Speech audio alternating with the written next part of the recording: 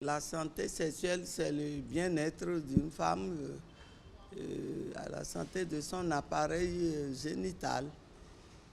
C'est ça. C'est aussi la santé lorsque elle est avec un homme. Santé sexuelle, c'est de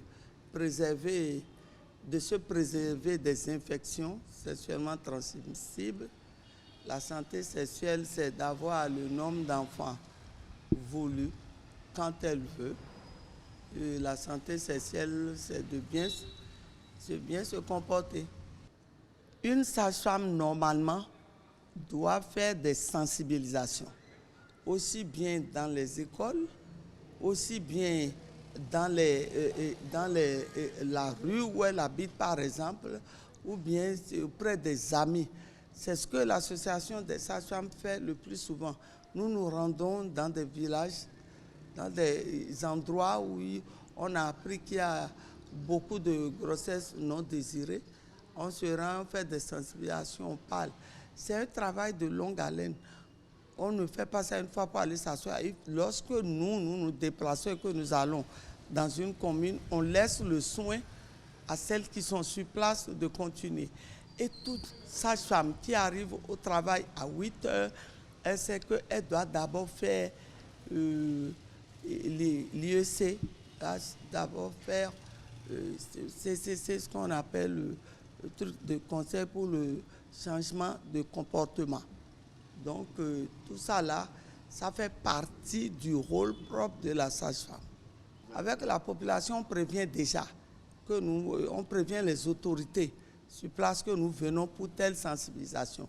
Et puis il y a celles qu'on appelle les relais communautaires qui comprennent la langue de la localité, qui informent déjà, et on prend le gongonneur qui gongonne le soir pour dire il y a telle personne, les gens arrivent pour vous parler de votre santé sexuelle et tout. Et quand on arrive, on commence à en parler et on fait ça avec des images. Vous savez, tout ce qu'on fait et on montre des images, ça les retient, ça capte ce qu'elles doivent voir. Ça les tient et avec des images, on montre les avantages et les inconvénients.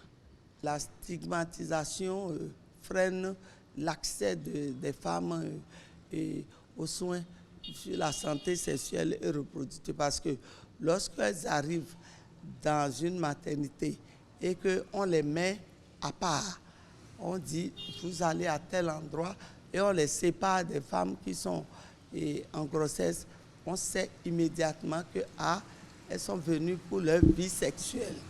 Elles sont venues prendre quelque chose. Elles sont venues pour la contraception ou bien elles sont venues pour l'avortement. C'est encore ça, les gens les stigmatisent et puis les gens ont honte de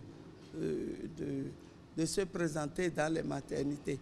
Voilà que les infrastructures des maternités ne s'y prêtent pas en totalité.